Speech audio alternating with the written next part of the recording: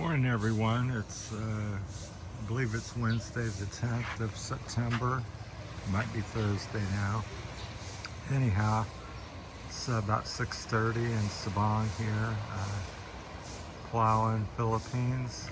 Wanted to speak a little bit about the boats and of Palawan. Boats of the Philippines side, they seem to be very similar, if not the same, throughout the Philippines. There's some on the beach right now. Some on the, I think that big one's a fishing boat.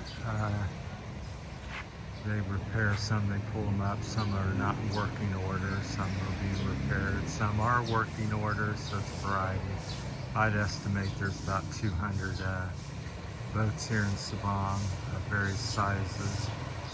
Blinding sun there, looking into the sunrise this morning. There's some boats lined up. A lot of them are going to the underground river carrying supplies, and a couple, two or three might be tourist boats.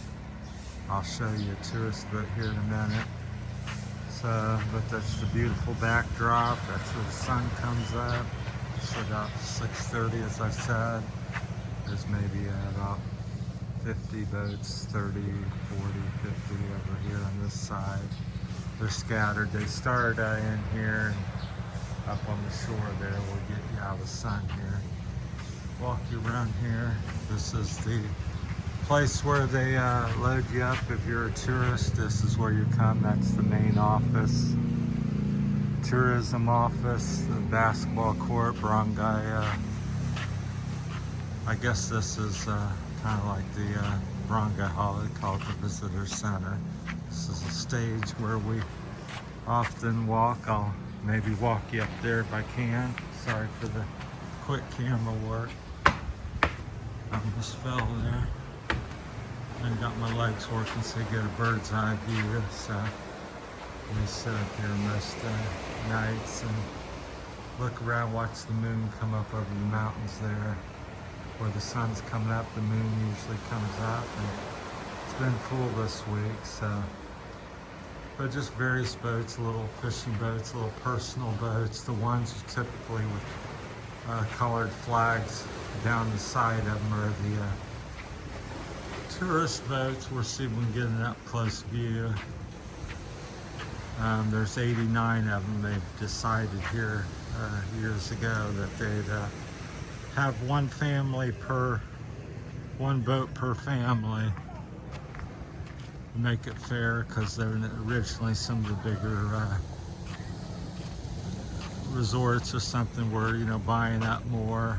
They might have 5, and then the little guy native person can't afford or get into it, so they allowed one boat per person, per family. And that's like 89 boats. This is a fishing boat there. You can see the net on it.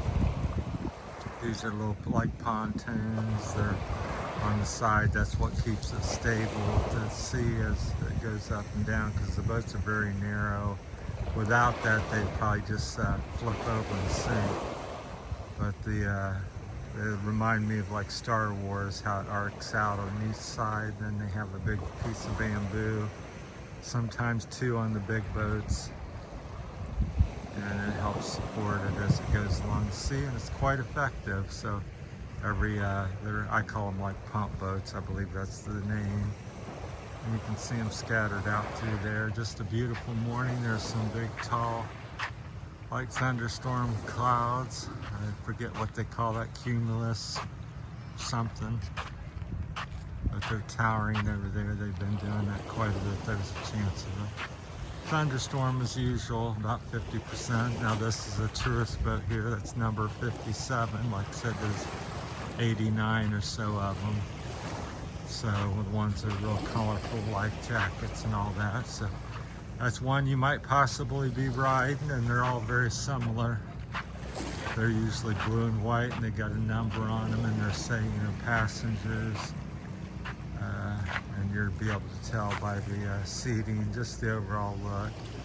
So it's amazing. We'll probably make another video as we walk down the coast here a little bit, where they repair more of them. These are mostly in working order. There's a few up there that's out of commission or being repaired. Most of them are probably out of commission, so they're just kind of scattered along the beach. But the ones floating, they're in working order generally. And there's a little lifeguard, Coast Guard boat there with a bigger motor on it, more modern. But these little pump boats, they get along pretty quickly. So I think they have about a 20, 30 horsepower motor. They tend to prefer the Hondas or Kawasaki's, that type of motors, over the Chinese motors. And I think they like the gasoline. I think there's some diesel, but I think most of them's gasoline. Still learning about it, so. But that's an up close. This is a little smaller tourist boat, possibly. It looks smaller from me too, from here. So it's got the flags and the decking and the seats there in the middle for the tourists. Looks like it'll hold maybe 12 people. Now there are bigger ones that hold more, because I've ridden them where there's seems like there's a nearly 20. When I went to Gigantes, but this is the staging area. You get down here on the walk and load you in, and there's a little wooden deck. One might walk you out over there real quickly. And this is the, I guess you either pay at the visitor center. I'm not sure. I've been here 7 months and I haven't went yet. They're having a free month or something for the local natives or something. But you line up and sit down, get everything organized, and as they call your boat number or whatever, then they're taking you on over to the underground river, and that, which is about 20 minutes, 25 minutes away from here, up the coast there. So a little foot washing place here. So a little bit more than a boat tour. Some of the local native dogs, some recycling bins that keep them up at night because the dogs will spill over them. There's some more. That's the back end of the Coast Guard boat. I'm not sure what. Looks like a big motor. Michelle's out here somewhere. There's some businesses getting ready. Things will really get hopping here between 7 and 8.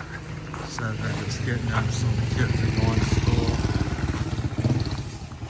People getting ready for work. They'll be hustling, bustling. All the shops will be open today unless rains. Even if the rainstorm comes up, it'd have to rain for several hours. We'll take you out over here. It's low tide because these rocks should all be covered up with about a 2 feet to a meter, maybe 3 feet of water, typically. So just different things. It's real popular, the fresh fruit shake stands, and a little bit of artwork there on the wall. Older work. They used to have that on the levees here going around the thing, but they painted some of them green and the artwork is faded. Looks like it's several years old. It really takes a beating with the sun and surf and everything, sand and surf. So this is the rocky side. So there's a mixture of, you get a 10-15 kilometers of rocks, and then you get a sandy beach. Might be 1-2 kilometers big. Then another 5, 10, 15 kilometers of rock, or just in and out all the way around Palawan. We'll walk you out here. That's one of the local dogs. But I wanted to highlight some of the boats. I think the rates to go out there is between, on average, between about 2,000 and 4,000 pesos. I believe, don't hold me to that. They have different packages. Like I said, I haven't went. So this is a tourist boat. It looks like it's maybe 40 feet long or something, tip to stern, or how they call it. They usually wheel out a little ladder. There it is, the blue ladder there on the front. That's the front and that's the back. A business end here. They got the little blue flap as a rudder to help steer it. Then they have this bamboo pole which they're push in shallow water to help maneuver it. So that's what that's for. There's the propeller. It's usually a 2 blade, sometimes 3. I think usually almost always 2. But that's a boat you would be riding in if you come to the underground river or Sabang, or most of the other places are very similar. I did see some that appeared to be a little bit bigger over in Gigantes. I could be wrong. Some of them just look a little bit bigger. Like that one there, looks like it's a good 10 feet, maybe 5-10 feet longer than some of the others. Could be deceptive. Pretty calm today. The ocean's very gentle. That's always a mixture too. There's days where there's 2 to 5 foot waves, and then there's days like today. They're about maybe 12 inches coming in, so very calm. There's the beautiful morning sky, and we'll just continue on walking you down through here a little bit, going back. The water's really clean. It just looks dark because of the dark rock, the seaweed and the algae, and, or whatever's on there. So, but it's what I would call close, pretty darn close to crystal clear. They've gonna put a new roof on that. They just took the roof off. I think it was like a coconut thatch, Philippine style roof. But it seen better days, so they'll be probably adding another one before the tourist season. Kids there going to school. I'll finish up down here on these boats, the flowers, and it's pretty little tiny flowers. They remind me of I forget what they call it back in America. Help me out in the comments there. So what's that? Even though I'm a landscaper, I'm drawing a blank. It's a real common flower. It grew well in the hot sun. This is more of a vine. The other one vines a little bit, but that's much more aggressive. Quite beautiful. Here's some of the, you start getting into the native people live down here, and they have all their various fishing boats, different sizes. Here's like a little one. This one's done and probably will not be repaired. So it's a little, maybe a 12, 14 footer. It's a little personal fishing boat, 2024, so it's been active recently. Here's a little bit bigger one yet, and that one there, the J something, is even bigger, fishing boat. Quite big. That's probably about 1.5 meters tall, the sides of it. That's kind of, it's more of a tourist boat. It has the seats on it, so even though it doesn't have the flags on it, more of a tourist boat. I think Michelle finally caught up with me. And there's something down here I want to show you before we end the video. That's pretty neat. Like I said, all the kids, this is the main road to the native part of the Sabang. There's 2 or 3 kind of little parts. This is like the main village. They have a basketball court, separate one for the native people. But, and here's like the stabilizers that you see bending down. They've got some extra ones. They soak them, and then I've seen them burn, heated up for some reason. Good morning.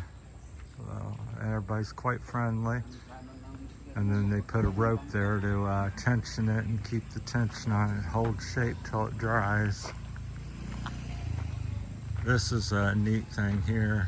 It's kind of like a houseboat, but they used it as a ferry. We'll get you up here and read it. So this is older. I'm not sure how far back that goes, to 20, 30 years maybe.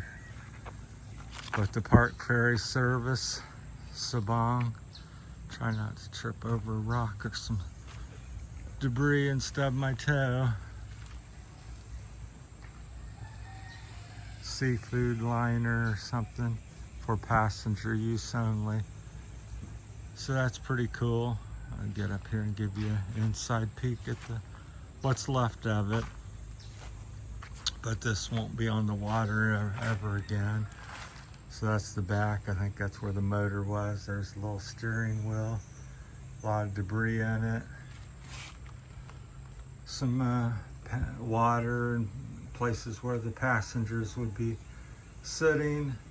So you back here in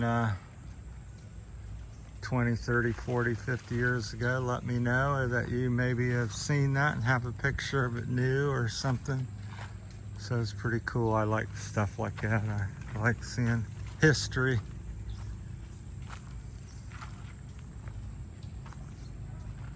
So we'll be ending this here on this note, and maybe make part 2 and 3. So there's some more fishing boats. There's a little one up under there. There's like a bigger tourist boat. It says it'll say like passenger use only. So that one's in disrepair or repair or whatever, how you want to put it. So they use like marine wood, and then they put like a primer sealer on it, and then they paint it with waterproof or marine paint. And the sides here about I would say maybe 3/8 of an inch or 1/2 inch thick, the wood. But I'll show you they're doing some down here, the frames in different stages of repair. But that's some of the boats of Sabang. Thanks for watching. Have a great day. And we'll see you on part 2. Thanks for watching, everybody. Bye.